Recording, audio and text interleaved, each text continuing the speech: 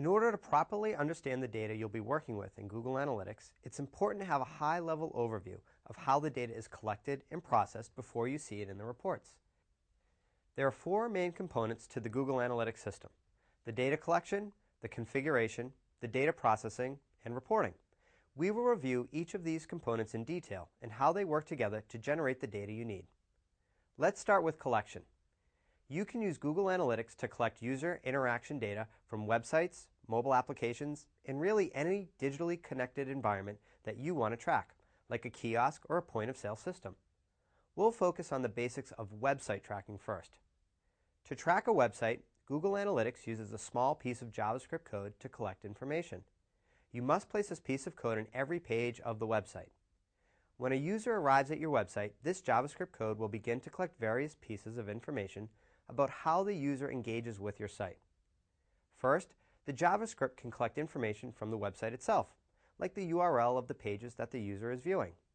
Second, it can collect information from the user's browser, like the language the browser is set to, the browser name, and the device in the operating system used to access the site. Third, the JavaScript can collect information from the referring source that brought the user to the site in the first place. All of these pieces of information are packaged up and sent to Google's analytics service to await processing. One package of information is usually referred to as a hit or an interaction.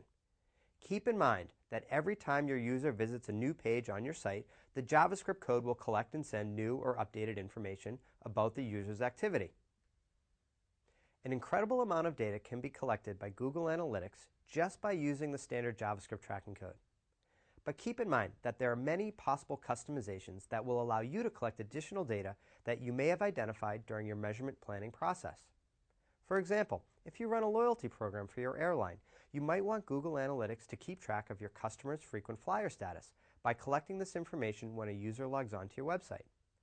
It is possible, using additional JavaScript code, to collect this data and send it back to Google Analytics servers with the rest of your user interaction data.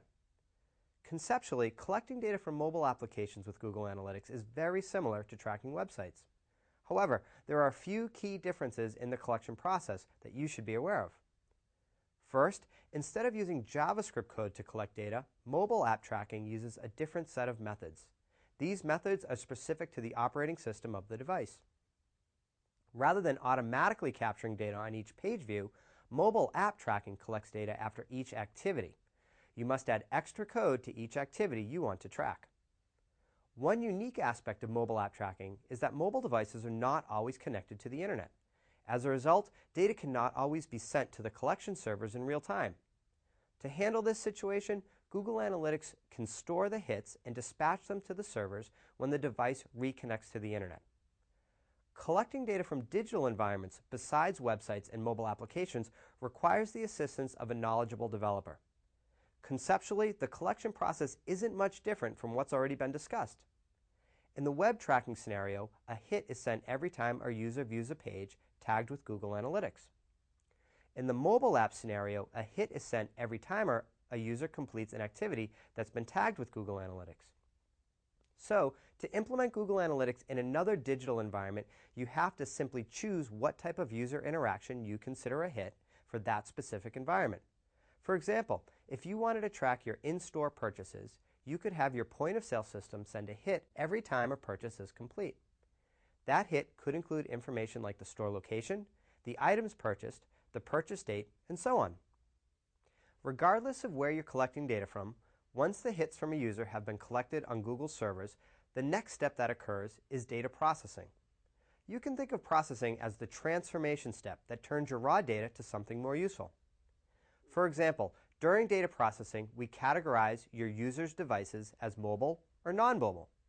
In this step, Google Analytics also applies your configuration settings to the raw data. For example, you can choose to add filters to your data. A filter can include or exclude certain types of data from your reports, like excluding data from your own internal users. Once your data is processed, taking into account your configuration, the data is stored in a database.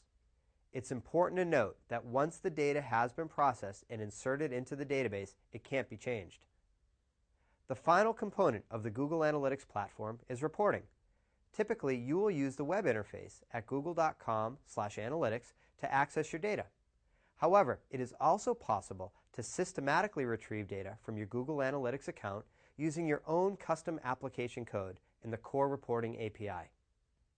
In summary, in this lesson, we talked about how Google Analytics works and the four main parts of the system: data collection, data processing, configuration, and reporting.